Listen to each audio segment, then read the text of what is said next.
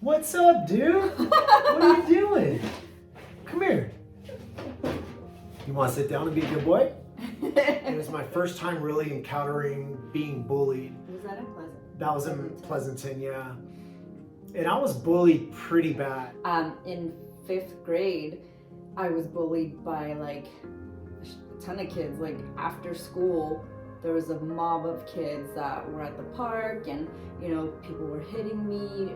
Try. I don't care. I tell my kids I don't care if you get F's as long as you try. Literally, I tell them that because I don't as long as they try.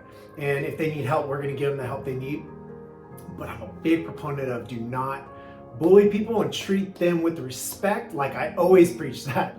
Sometimes when you go through some hard things, it's like a lesson and it happened for a reason. And at that time, it's like, okay, well, being jumped or hurt by other kids, like what good can come out of that? Well, like you said, I would have never moved to Newark, which is the city where my mom worked, and met you. Looking back, perfect example. If I never would have got bullied and moved to Newark at the time I did, and if she didn't get jumped at the time she did, Union City, Pleasanton, go to Newark and meet each other, we wouldn't be here today.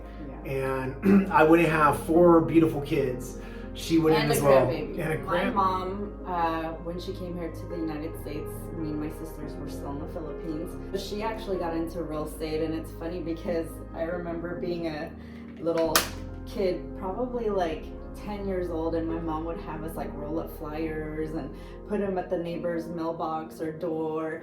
And then there's even times where like she'd make us cold call. Like we would literally go through the yellow pages because like a sweatshop, huh? Yeah, it was crazy. Like, and then she'd be in the closet on the phone. My sister would be in a different room on the phone. Like she literally had us calling people, asking them for real estate, which is weird because then now you look back and I'm like, oh, I'm a realtor because my mom was. And isn't cold calling your favorite form of prospecting? No. No, she hates it. She's better than me though. Like literally back in the day, we took the yellow pages and I just picked a letter, like a M or J or whatever, and I literally have to dial each name, cross them out, wow.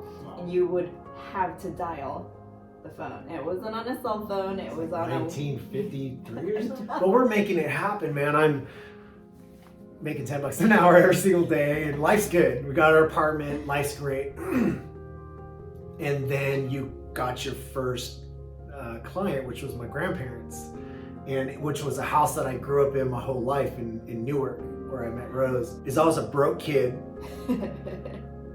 working under the table, doing landscaping. She's doing real estate, not making anything. And then we get our first check from real estate. I was a kid. We had nothing. Everything in our apartment was a hand-me-down. Furniture. Oh my gosh, those couches. I think your car was a hand-me-down. Yeah, all my cars were. Everything we had was a hand-me-down. Our daughter Jasmine, it was a 1-bedroom apartment. She slept in the pantry.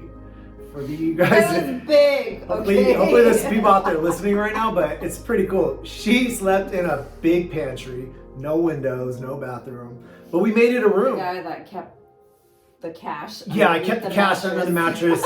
Fire, it's gone. But when we had the money I saved up plus hers, we had some money to go get some nicer things for our apartment, and that was our first taste of you being a realtor. And then 2008 hit, and we, the real estate market pretty much tanked.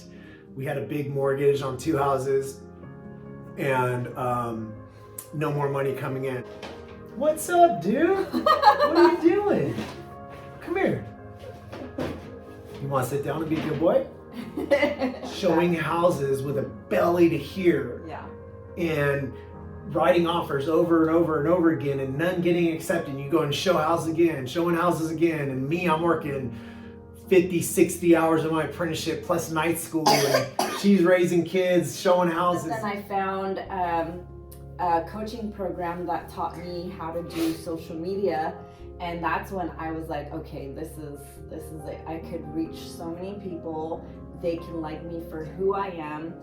I'm not harassing anyone. I'm not calling people who don't want to hear from me. And that's kind of where I found like, okay, well, this is what I like, and just the people I've worked with during that time have all been kind of like, they're the characteristics of the clients that I really love working. You were super pregnant with Elijah, and you had a green screen. She has a green screen in the back, and she has this ring, and she's shooting videos, and I'm just like, dude, this girl is relentless. She just goes for it. But what was impressive is you could tell she was out of her comfort zone. And so I've always admired that about her, is she will always go for things even when she's scared. And then COVID hit, and I'm home, and now I couldn't go back to work if I wanted to, because everything shut down. I said, this is my time to really think about what I want to do. I said, hey, I'm gonna get my real estate license, and we're gonna do this as a team. That's kind of the introduction to our podcast. We just want to tell a little bit of, just scratch the surface. We want to talk about our story. We want to talk about fitness. We want to talk about mindset. We want to talk about real estate. We want to talk about everything. So if you guys have any questions, feel free to, any topics you want us to talk about. We probably talk about 30 minutes. Yeah. 30 minutes. Thank you guys for watching, or if anyone watched.